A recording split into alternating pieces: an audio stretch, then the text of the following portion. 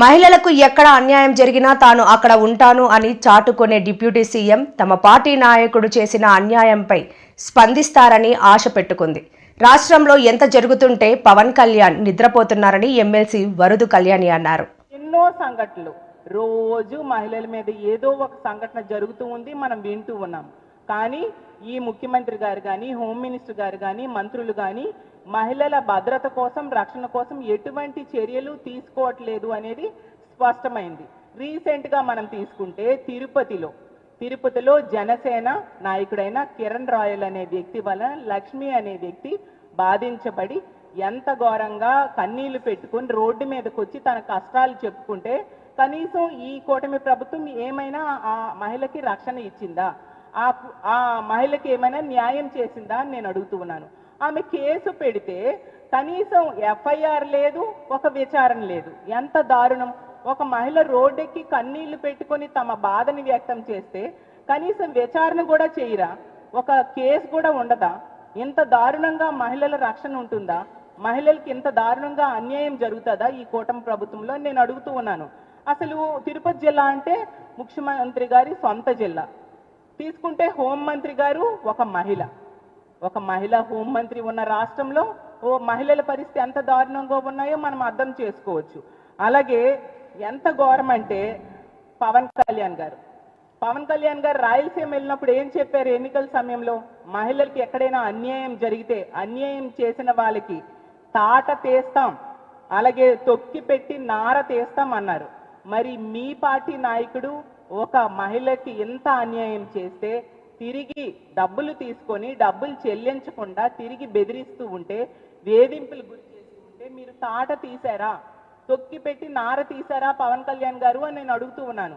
మరి మీరు మహిళలకి ఎంత అన్యాయం జరుగుతూ ఉంటే మీరు చూస్తూ ఎందుకు ఊరుకున్నారు అని నేను అడుగుతూ ఉన్నాను. అసలు పోలీసులు పట్టించుకోలేదు సరికదా?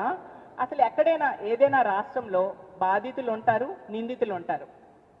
నిందితుల మీద కేసులు పెడతారు, బాధితులకి రక్షణ కల్పిస్తారు. ఈ కూటమి ప్రభుత్వం అధికారంలోకి వచ్చాక మాత్రం రివర్స్లో బాధితుల మీదే తిరిగి కేసులు పెడతారు. దానికి ఈ లక్ష్మి గారి ఉదంతమే నిదర్శనం. ఆవిడ వలన ప్రభుత్వానికి చెడ్డ పేరు వస్తుంది అని చెప్పి ఈరోజు ఆమె మీద కుట్రపూరితంగా కేసులు పెట్టి అరెస్ట్ చేయడం జరిగింది. ఈ రాష్ట్రంలో రెడ్ బుక్ పాలనకు ఇదొక బెస్ట్ ఎగ్జాంపుల్గా నిలిచింది. అంటే బాధితుల మీద కేసులు పెడతారు, నిందితుల్ని రక్షిస్తారు అనే విషయం ఈ రాష్ట్ర ప్రజలందరికీ క్లియర్గా అర్థమైపోయింది.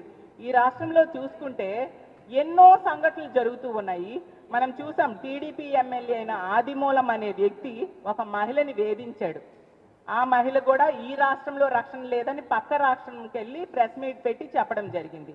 కానీ no police, no case, no arrest. అలాగే తీసుకుంటే జనసేన నాయకుడైన ఈ కిరణ్ రాయల్ అనే వ్యక్తి విషయంలో కూడా మనం చూసాం.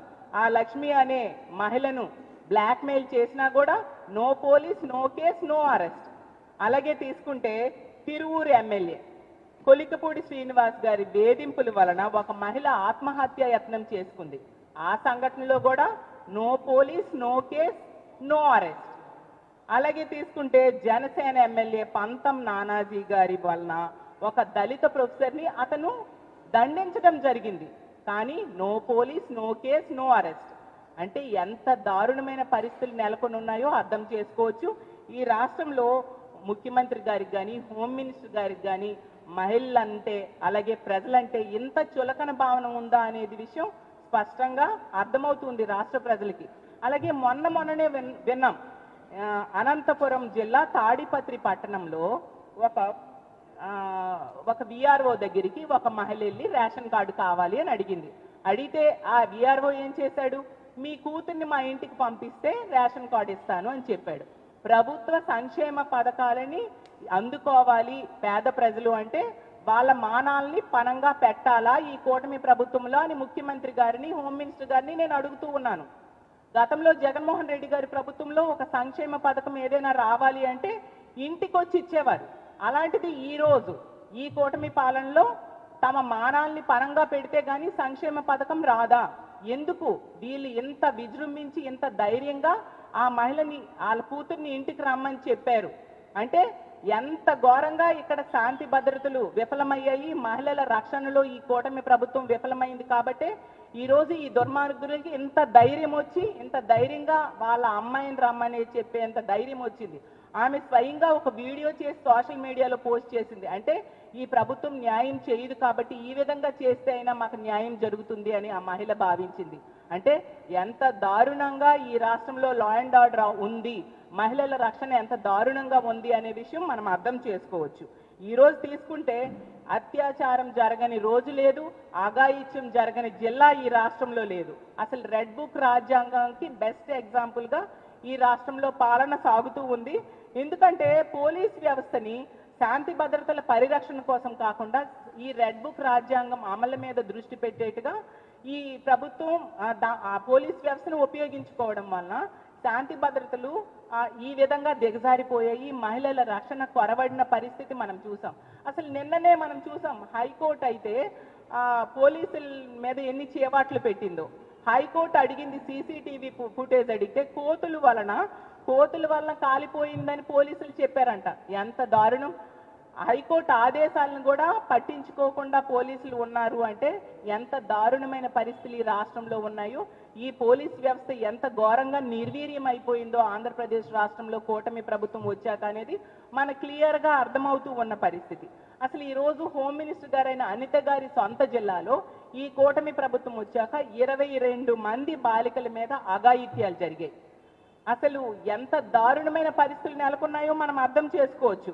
ఒక మహిళా హోంమంత్రి ఉన్న జిల్లాలో ఇన్ని సంఘటనలు బాలికల మీద జరిగాయంటే ఎంత ఘోరంగా ఈ దుర్మార్గులు విజృంభిస్తూ ఉన్నారు అనే విషయం అర్థం చేసుకోవచ్చు. అసలు ఈ కూటమి ప్రభుత్వం అధికారంలోకి వచ్చాక ఇన్ని కేబినెట్ మీటింగ్స్ అయ్యాయి, ఏ రోజైనా శాంతి